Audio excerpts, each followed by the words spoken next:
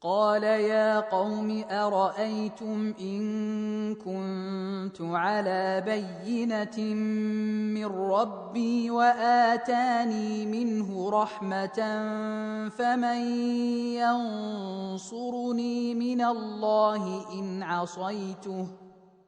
فما تزيدونني غير تخسير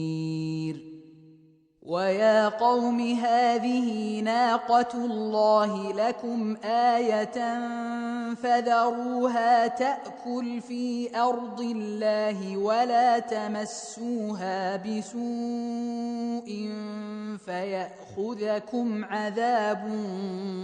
قريب فعقروها فقال تمتعوا في داركم 3 أيام ذلك وعد غير مكذوب فلما جاء أمرنا نجينا صالحا والذين آمنوا معه برحمة منا ومن خزي يومئذ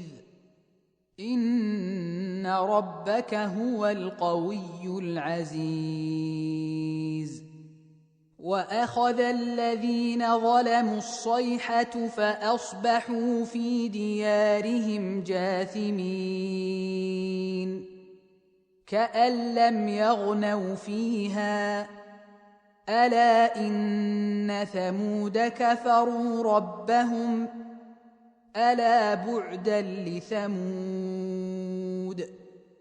ولقد جاءت رسلنا إبراهيم بالبشرى قالوا سلاما قال سلام فما لبث أن جاء بعجل حنيذ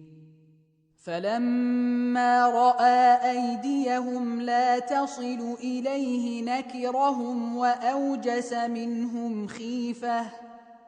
قالوا لا تخف إنا أرسلنا إلى قوم لوط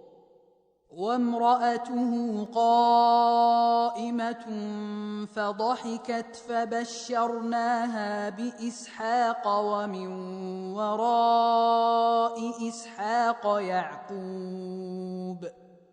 قالت يا ويلتى أألد وأنا عجوز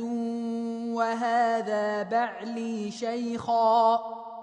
إن هذا لشيء عجيب قالوا أتعجبين من أمر الله رحمة الله وبركاته عليكم أهل البيت إنه حميد مجيد فلما ذهب عن إبراهيم الروع وجاءته البشرى يجادلنا في قوم لوط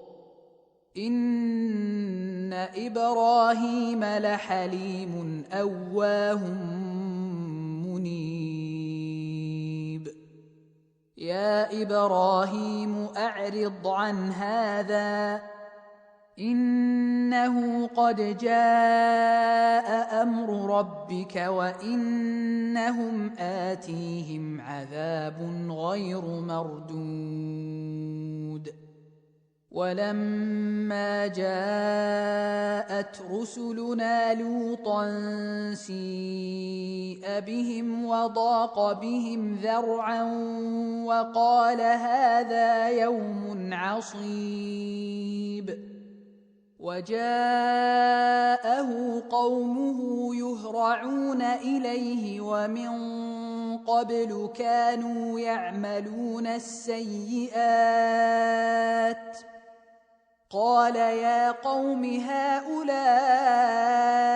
بناتي هن أطهر لكم فاتقوا الله ولا تخزون في ضيفي أليس منكم رجل رشيد قالوا لقد علمت ما لنا في بناتك من حق وإنك لتعلم ما نريد قال لو أن لي بكم قوة أو آوي إلى ركن شديد قالوا يا لوط إنا رسل ربك لن يصلوا إليك فأسر بأهلك بقطع من الليل ولا يلتفت منكم أحد إلا امرأتك إنه مصيبها ما أصابهم إن موعدهم الصبح أليس الصبح بقريب